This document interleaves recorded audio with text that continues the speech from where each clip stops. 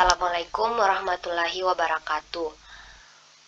Baiklah, perkenalkan nama saya Haryanti dengan NIM 6070012101. Baik, di video kali ini saya akan menjelaskan terkait tentang korelasi parsial.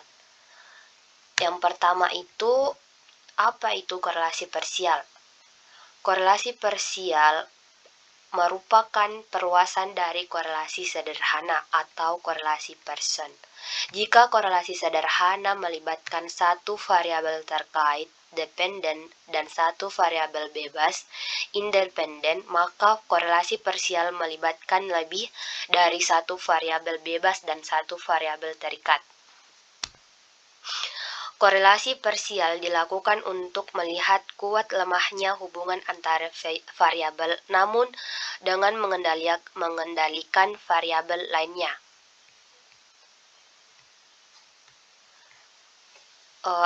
Apa tujuan dari uji korelasi parsial? Yang pertama itu untuk mengetahui keeratan hubungan antara variabel yang diteliti, dan hubungan yang terbentuk dapat bersifat positif dan negatif. Yang dimaksud dengan hubungan positif yaitu hubungan yang bermakna mengalami peningkatan, sedangkan hubungan negatif yaitu bermakna mengalami penurunan. Kemudian persyaratan uji korelasi parsial untuk analisis data. Persyaratan uji korelasi parsial untuk analisis data yaitu masing-masing variabel penelitian menggunakan data berskala rasio atau interval. Yang kedua itu karena uji korelasi parsial merupakan bagian dari statistik parametrik, maka data penelitian harus berdistribusi normal. Itulah tadi dua persyaratan untuk uji korelasi analisis data. Kemudian kita masuk ke langkah-langkah cara uji korelasi parsial menggunakan aplikasi SPSS. Jadi untuk melakukan uji korelasi parsial dengan menggunakan aplikasi SPSS langkah pertama itu buka lembar kerja baru SPSS. Lalu klik variabel view. Selanjutnya Anda cukup mengisi pada kolom nama, desimal, label, dan measure. Pada PPT sudah sangat jelas ada gambar yang telah disediakan. Terus langkah selanjutnya yaitu jika sudah langkah ke berikutnya yaitu data view. Masukkan data IQ, IPK, dan motivasi ke 12 orang atau data yang ingin Anda uji.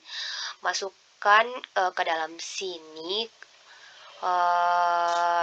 sesuai dengan judul kolom yang ada di layar SPSS. Setelah itu, karena persyaratan atau asumsi dasar yang harus terpenuhi yang telah saya jelaskan tadi dalam menggunakan uji korelasi parsial ini adalah data distribusi normal, maka terlebih dahulu kita akan melakukan ujian normalitas untuk variabel IQ, IPK, dan motivasi. Adapun caranya yaitu yang pertama, dari menu utama SPSS, klik menu analisis, deskriptif statistik, kemudian explore. Ini kemudian ke sini dan ke sini. Setelah itu langkah kedua akan muncul kotak dialog seperti ini, explore. Selanjutnya masukkan semua variabel penelitian ke kotak dependent list. Kemudian pada bagian display pilih bot. Setelah itu klik plot. Plotnya paling ujung. Setelah langkah ini maka kita akan ke langkah selanjutnya yaitu ini. Setelah itu akan muncul lagi kotak dialog seperti ini, export plots, lalu beri tanda checklist pada normalities plot with test. Selanjutnya klik continue, kemudian OK. Setelah itu akan muncul seperti ini. Setelah muncul output SPSS, kita cukup memperhatikan pada tabel output test of normality.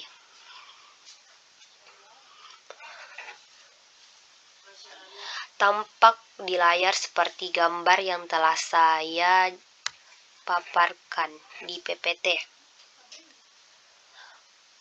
Untuk mengetahui apakah variabel IQ, IPK, dan motivasi yang digunakan dalam penelitian berdistribusi normal atau tidak, maka terlebih dahulu kita harus mengetahui teori tentang dasar pengambilan keputusan untuk uji normalitas. Adapun dasar pengambilan keputusan dalam uji normalitas, yang pertama itu jika nilai signifikan lebih kecil dari 0,05 maka variabel tidak berdistribusi normal.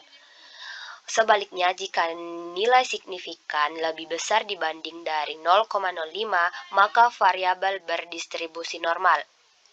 Berdasarkan tabel output SPSS, test of normality ini, diketahui bahwa nilai signifikan dalam uji normalitas spiral adalah nilai IQ signifikan adalah sebesar 0,932.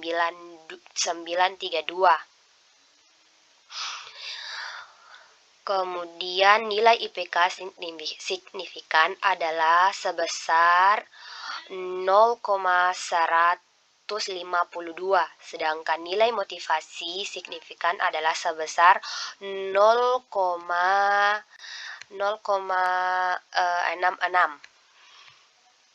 yang paling ujung.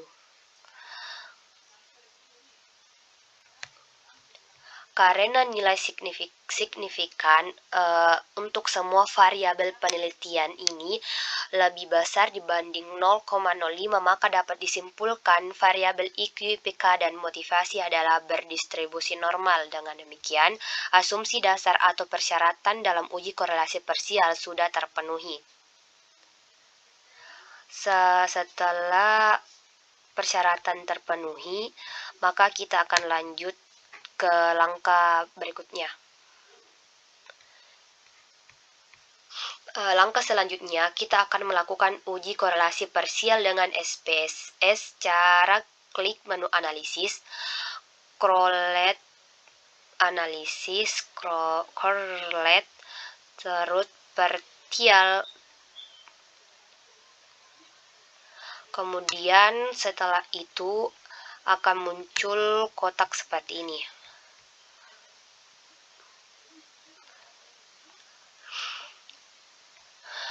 Jika telah muncul dialog seperti ini atau partial correlation, masukkan variabel IQ dan IPK ke kotak variabel. Kotak variabel di sini di atas.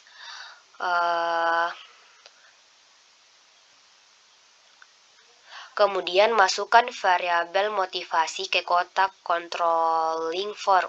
Pada bagian test of signifikan, pilih to Thailand dan beri tanda checklist untuk display actual signifikan level atau klik options.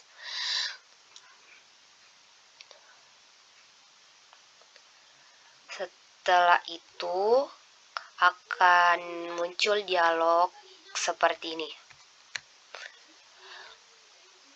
Ketika kotak dialog partial correlation option, kemudian pada bagian statistik berikan tanda checklist untuk means dan standard deviation dan juga zero order collection. Selanjutnya pada bagian missing flows, aktifkan pilihan exclude cases per wish, lalu klik continue.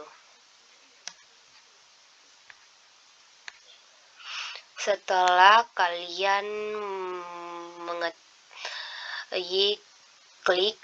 setelah mengklik continue, akan muncul seperti ini.